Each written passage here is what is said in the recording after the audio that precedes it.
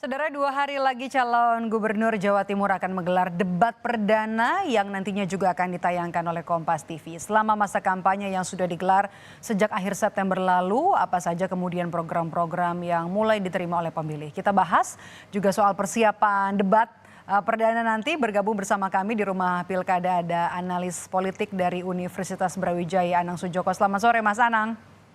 Selamat sore, Mbak Maidop. Mas Anang, ini kalau kita lihat seru sebenarnya ya untuk Pilkada Jawa Timur ini karena dari 3 kandidat, 3 Sri Kandi, salah satu faktornya. Kemudian juga faktor kedua adalah diisi oleh petahana. Anda melihat peluang atau kans dari debat ini bisa jadi momentum untuk dua pasangan yang elektabilitasnya masih ada di bawah ini bisa mengerek elektabilitas keduanya dalam debat perdana nanti? Ya, memang belum ada sebuah data yang cukup signifikan untuk menunjukkan validitasnya bahwa debat itu akan secara signifikan mengubah ya. Dan beberapa survei memang perubahan itu relatif sangat kecil sekali. Intinya sebetulnya dengan perdebatan itu konten-konten inilah yang kemudian akan menjadi sebuah senjata, sebuah amunisi oleh tim sukses untuk kemudian meyakinkan kepada mereka-mereka yang terutama masih mengambang, belum memutuskan sebuah pilihannya. Sehingga apapun yang dalam debat nanti ya memang ada nilai pentingnya. Yang pertama itu terkait masalah edukasi politik untuk masyarakat Jawa Timur.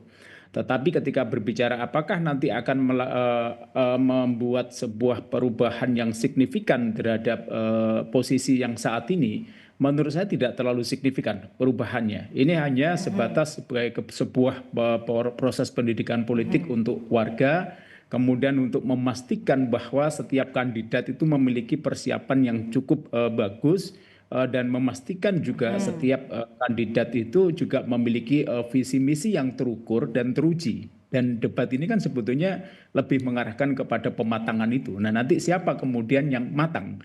Tetapi tidak menjamin bahwa yang matang kemudian akan bisa mengubah. Misalkan contoh kalau misalkan dari data survei, misalkan yang urutan ketiga karena debatnya sangat bagus misalkan, kemudian bisa menggeser. Nah itu belum ada istilahnya survei yang menunjukkan validitas itu.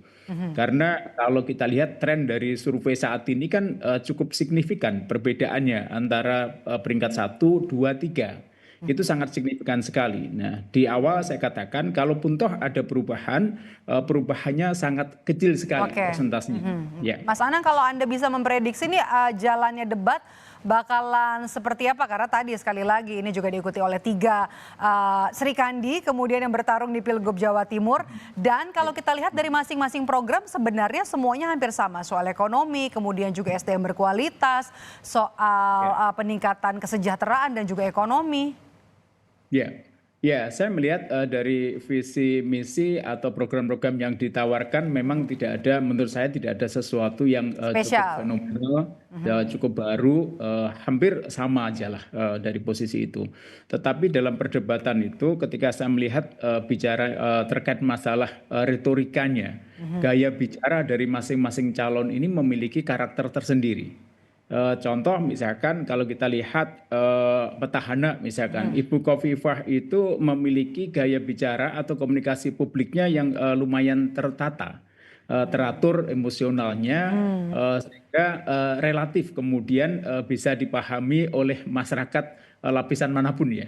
Kemudian kalau Bu Tri Risma misalkan kita lihat gaya bicaranya yang cenderung kemudian maaf kalau saya katakan cenderung untuk meledak-ledak misalkan, kemudian juga memiliki sebuah ton perkataan atau diksi-diksi, tetapi rangkaiannya ini tidak disajikan dengan narasi yang cukup pas, sehingga kadang agak sulit aja ditangkap oleh masyarakat pada Kalau umumnya. Lulu bagaimana? Nah, kalau Lulu memang dia memiliki performa yang cukup kalem ya dari apa yang disampaikan. Tetapi yang ingin saya sampaikan ketika di Bu Lulu ini meskipun baik, tetapi hampir sama dengan yang lainnya, programnya juga masih begitu-begitu saja. Dan menurut saya Bu Luli perlu extra power dalam rangka kemudian untuk meyakinkan siapa sih dia gitu loh. Nah, oleh karena itu kalau hanya sama-sama komunikasinya bagus, maka ya tidak akan cukup Oke. signifikan, maka juga harus luar biasa komunikasi dari Bu Lulu itu. Saat debat nanti ya, oke. Sekarang kita lihat dari unsur NU-nya nih Mas Anang. Kalau kita lihat kan ketiga paslon ini masing-masing punya unsur NU-nya. Kalau Ya. Anda melihat gimana sosok latar belakang NU ini dengan nanti preferensi pilihan dari warga Jawa Timur? Ya, kalau dari beberapa penelitian saya tentang organisasi NU, kemudian ada Muslimat, maka kalau melihat dari data yang pernah saya miliki, maka loyalitas Muslimat itu jauh lebih tinggi dibanding kemudian yang hanya bergandeng kepada NU saja. Nah, sementara kalau kita lihat posisi ya saat ini misalkan Muslimat itu lebih dekat dengan Bu Khofifah. Bahkan dalam beberapa data yang saya miliki dalam penelitian itu menunjukkan bahwa Bu Khofifah itu bukan lagi hanya sebagai sebuah pemimpin struktural, tetapi juga emosional bagi kalangan Muslimat. Ini yang hampir beberapa data yang saya dapatkan itu ya tidak mudah kemudian menggoyah dari teman-teman di Muslimat. Nah, sementara kalau dari kalangan NU-nya ini masih relatif, kemudian Oke. bisa dipindah-pindah. Nah, ini kan potensi yang ada di sini. Saya kira nomor 2 itu yang Gus Han ini kan diupayakan untuk merebut dari NU-nya. Nah, sementara dari pasangan PKB ya jelas ingin merebut lapisan keduanya. Tetapi yang saya sampaikan adalah seperti beberapa kali saya sampaikan, ketika seorang petahana itu tidak memiliki prestasi yang cukup fenomenal dan tidak mempunyai kebijakan atau tidak pernah melakukan Tapi kan kebijakan yang approval ratingnya katanya kontroversial. bagus nih, Mas Anang. Ya, Pak. Approval ratingnya tinggi.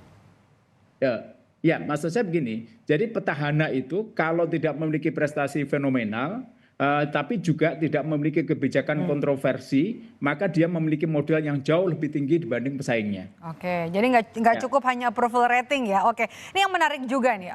Ketiga calon gubernur kan memilih soan ya ke kantor Muhammadiyah sebelumnya. Apa yang kemudian ingin diraih dari kunjungan ketiga paslon ini ke Muhammadiyah? Ya pasti yang ingin didapatkan adalah dukungan dari warga Muhammadiyah. Oke. Tetapi warga Muhammadiyah itu memiliki karakter yang berbeda dengan Muslimat dan NU. Di kalangan Muhammadiyah itu memiliki relatif kemandirian yang sangat tinggi. Tetapi tetap saja di Muhammadiyah pun dia akan memiliki kelompok-kelompok atau fraksi-fraksi tertentu yang memiliki loyalitas pada tokoh-tokoh tertentu. Ini tetap ada. Nah, ini yang coba untuk diambil oleh para kandidat itu. Ya. Oke, Mas Anang terakhir, kalau kita lihat kan dari sejumlah survei yang dirilis kan pasangan Hovifah Emil ini masih unggul jauh dari kedua pasangan lainnya, Tri Risma hari ini dan juga ada Lulu. Di sisa waktu 5 pekan ini jelang nanti hari pencoblosan, apakah Hovifah ini angkanya elektabilitasnya masih bisa digoyah atau kemungkinan bakalan menguat justru? Insya Allah menurut saya bisa digoyah, terutama nanti ketika mesin politik dari PDIP itu betul-betul solid kemudian bekerja. Kemudian di PKB pun akan seperti demikian. Tetapi di PDIP mungkin relatif lebih ringan dibanding mesin politik PKB. Mesin politik PKB ini istilahnya daya kerjanya kalau kita lihat maka perlu CC yang luar biasa. Sementara kalau dibanding dengan PDIP, meski demikian maka yang nanti akan kita lihat pergeseran itu tidak terlalu cukup signifikan antara peringkat 1 dan peringkat 2. Sementara kalau kita lihat dari peringkat 3 belum menunjukkan sebuah gebrakan yang luar biasa. Kita tunggu saja. Kalau misalkan dari Bu Risma dengan mesin partai politik PDIP-nya nanti bisa bekerja seperti kemudian pemilu legislatif kemarin, maka ada kemungkinan akan menurunkanlah persentase keunggulan dari petahana. Oke, kita tunggu nanti masih ada 2 hari.